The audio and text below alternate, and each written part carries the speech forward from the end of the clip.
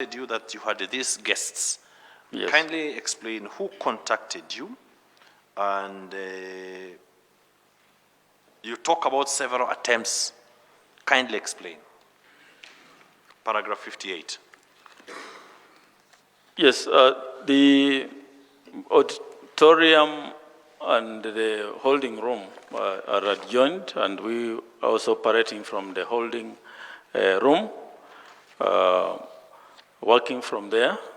And then I got messages from members of staff, from my security detail, that this gentleman and commissioners, that this gentleman wanted to see me.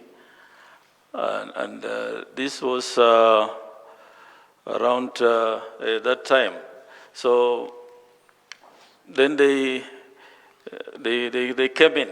Actually, I didn't say yes, they should come in, but they came in just like that, uninvited. They just walked in. And where you were in the boardroom, the office? I was in the holding room. Okay.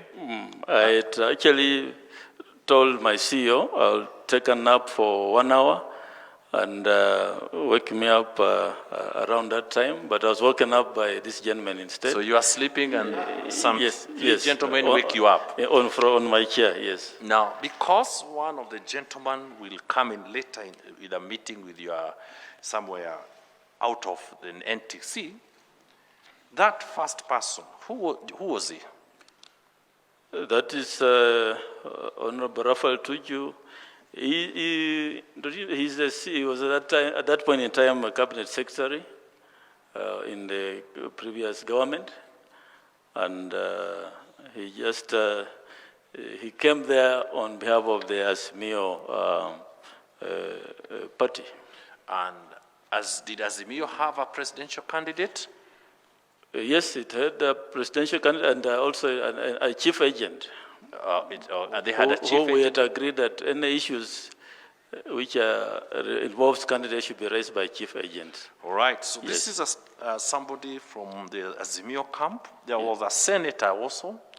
Yes, Senator Amos Wako, former Attorney General, was also in the group. All right. Among the 3 people. Okay, let me not mention my colleague. Now, these people, you are saying... Excuse me. You can't choose whom to mention, whom not to mention. So okay, very well. So choose the third person. It's not me. Very well. The third person? The third person is Advocate Kialo Mbobu, yes, who introduced himself as such. Yes. Introduced himself as an advocate. Yes. Right. Now, you then say that the attempt was to discuss tallying and results.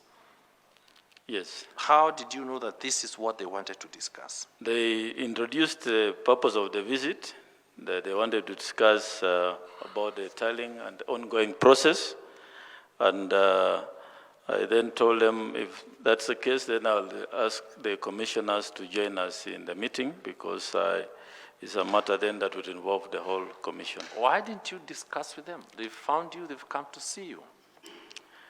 The election operation is not the chairperson's operation alone. It's the commission then that would make any decision as to matters that led to the entire election. So in all these matters that affect elections, I've always taken the liberty as chair to invite commissioners if there are issues to discuss. And this is what I adopted throughout the Bomas time and even before. There must be a bigger reason why you didn't want to meet them alone. 3 a.m. in the morning and 3 gentlemen to discuss elections, I think that was reason enough. That was reason enough? Yes. Right. And you then say that the commissioners joined you in paragraph 58, 59, and you talked because you're not operating a vacuum. I need you to say at what time did these others join you and where did they join you? The commissioners were on the floor of the auditorium doing what they were doing, participating in the tallying and verification, and it just took a minute or 2 for them to come and join us. So they joined you in the holding place? Yes, yes. Right. Yeah. Was Commissioner Irene Masit one of them? Yes, So she was present. yes, she was present. You're in that sure she was present in this meeting? Yes, I'm sure.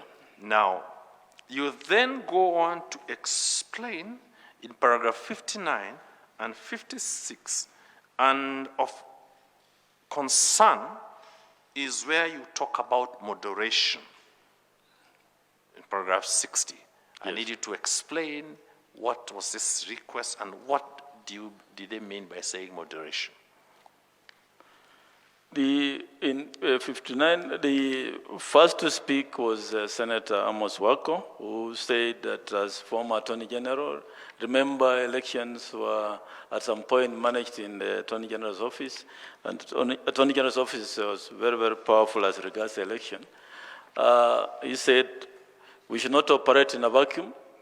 We should look at the bigger picture for the country, and as a former election supervisor, then when you reach this kind of situation, you can moderate results and achieve stability of the country. Then we had also Honorable Tuchu spoke. He said that it was necessary that we moderate these results in favor of Baba, and that any contrary declaration of results would plunge the country into chaos. Okay, so because these proceedings are recorded, when you say in favor of Baba, what do you mean? I understood Baba to mean the Azimio presidential candidate, because that's what they call him. Who was who? Raila Odinga. Raila Odinga. Yes. So the moderation was to be in favor of Raila Odinga. Yes. And you then flow to the issue of runoff in paragraph 60. Kindly Yes. explain. You said that in the alternative, if it was not possible to moderate the results in that manner, then we should ensure that there is a runoff. How? He didn't say how. I also don't know how that would be done. Okay, what moderation? Did you know how it was to be done? I had no idea how it would, because the elections reflect the will of the people, and as I said, Form 34A is announced at the polling station and transmitted to the portal. So any form of moderation would not be possible. So without sounding political, what you're Yes, saying is yes. coming from bottom up, or from the polling station up to the National Tallying Center. Yes, I believe if this gentleman knew the transparent system we had put in place, perhaps they would not have made this visit. Because at the end of the day, the results were already out there in the portal. So- And any attempt to change them would result into a lot of other problems. Well, you've just said if these guys had known what we had set up, what do you mean? I'm saying they were talking as if the thing of the old days when we didn't have transmission of results into the portal, where elections then were not that transparent. But the systems we had put in place were such that these suggestions they were making would not be possible. Did the constitution of this great republic envisage or permit a situation where you could moderate results in a presidential elections? Absolutely. Or change to permit a runoff? Absolutely not. Not the 2010 constitution, and not even the previous constitution, if I remember. Right. Now, Yes. as at 3 a.m. this time, had you gotten the final results after the verification of all? We had not got the final result, but most of the verification and tallying had been done. But we had not got the final result. So did you, as Wafula Chebukati, the chairman, know for a fact who was the winner as at this time? I had not got the final figures, but we, of course, had the constituency results, but I did not know at this point in time who was the winner. Right. Then, if we flow to paragraph 61, you say the advocate never made comments? Yes, he did not say anything. Did not say anything. Yes. Okay. Now, I've left out the point of being rewarded reasonably, but I'd rather go there. Let me read this statement, sir. After the talk of moderation, this is what you say. For this, he indicated that should his request be granted, it would be adequately rewarded. Who was this? And what was the reward? This, the person who spoke these words was Raphael Tuju, and that's what he said. That we consider the request, then we shall be rewarded. You shall be rewarded. Yes. Did he expound the reward? Oh, we did not encourage him to expound the reward. Okay.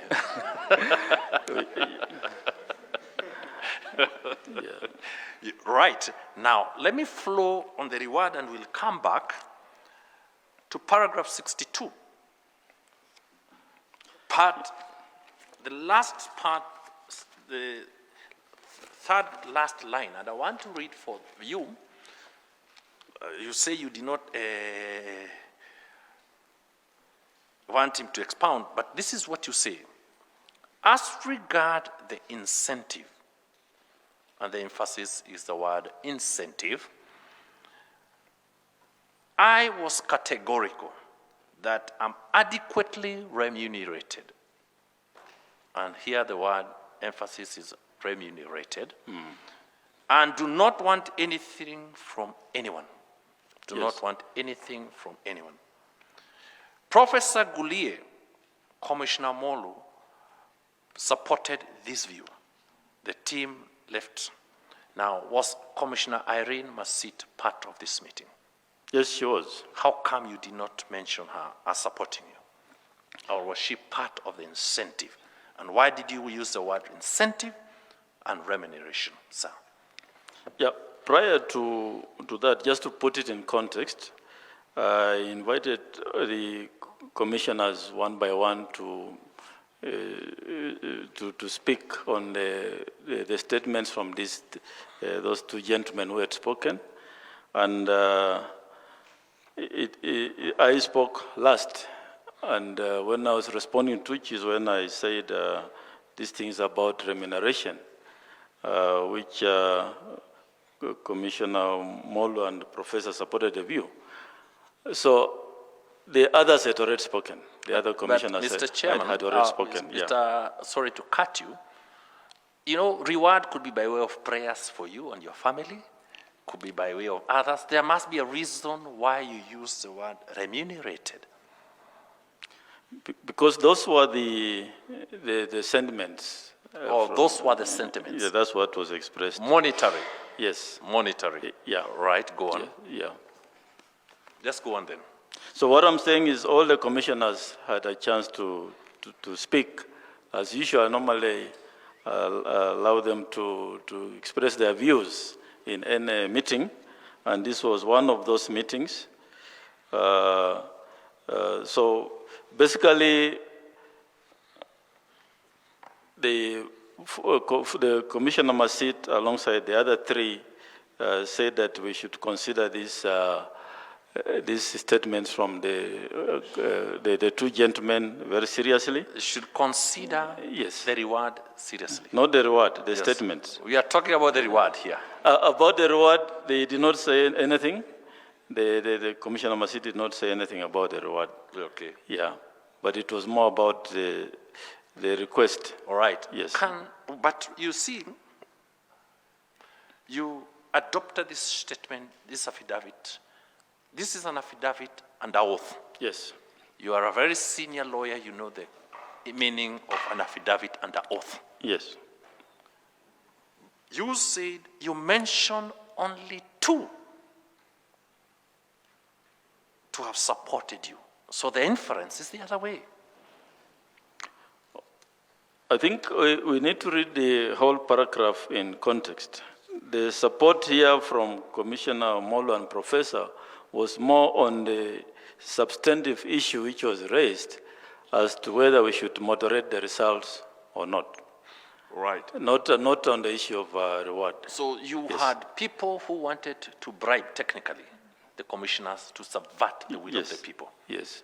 That's what you're saying. That is exactly what they left no doubt that was, And you are aware, Yes. is that an offense under our penal code?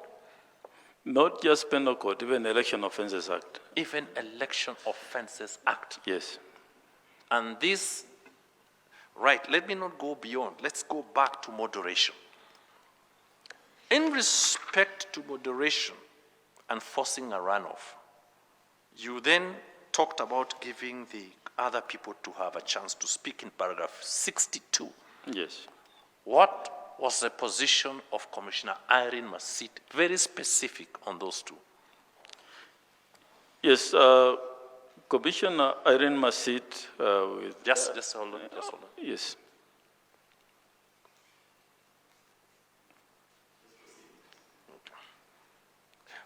Okay, we proceed. Yes, Yes.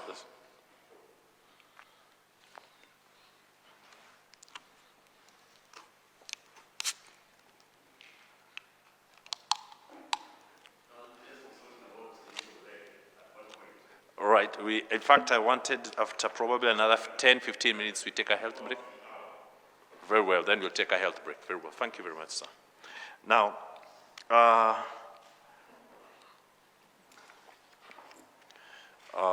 Mr. Chebukati, you know, some of us are over 50, myself and Donald here, so I think it will come shortly, the break. Now, moderation and the forcing of runoff. yes, And I'm very particular on the position of Commissioner, because you say they all commented. You are in that meeting, right? yes. You were in that meeting. I chaired the meeting. You had chaired the meeting. Yeah. Were the guests present? Yes, they were. The guests were present. Yes. And you then asked your commissioners to comment on what these guests have asked. Yes. And I'm trying to understand why this was done in the presence of the guests. Can you explain? The guests had come with a request, Yes. and as a team, then they needed to be responded to. So I asked each commissioner then to make their comments on those requests. Looking at them in the eye, what was the response of It's the, Commissioner Masit? okay, the way we are here, we, of course, when you talk, I look at you, and Commissioner Masit agreed with the remarks of Senator Wako and Honorable Tuju, So what was the remark of Senator Wako? that we should moderate results. Now, as a chair and as a very senior lawyer, did the Constitution of this great republic allow that? Absolutely not. What's your position then on that request? I said that the will of the people must be respected, and we must live to the oath of our office. To me, that then were things that you don't expect, and that's why I said these then were attempts to subvert the will of the people. So you're saying a commissioner wanted to subvert? That's what you're saying? That's it. That's exactly what it is. Right. Yes. In the other issue, what was the other request? Force a runoff. By who? If we, then, if the presidential candidate for Azimio doesn't win, then a runoff should be forced. That was Honorable Raphael Tuju. What was the position of, I'm very specific, Commissioner Irene Masit on that request? She said we should consider the remarks of both Senator Wako and the Honorable Raphael Tuju. What do you mean, expound as a lawyer? Consider means think of agreeing, think of a way of assisting. Get of a way of assisting. Yes, something like that. Now, did the Constitution allow that? Absolutely not. So one of your commissioners was doing what? 'Sorry? So what you're saying, one of your commissioners was what? was permitting, was agreeing with an attempt to subvert or violate the constitution on that runoff issue? That's what it appeared to be.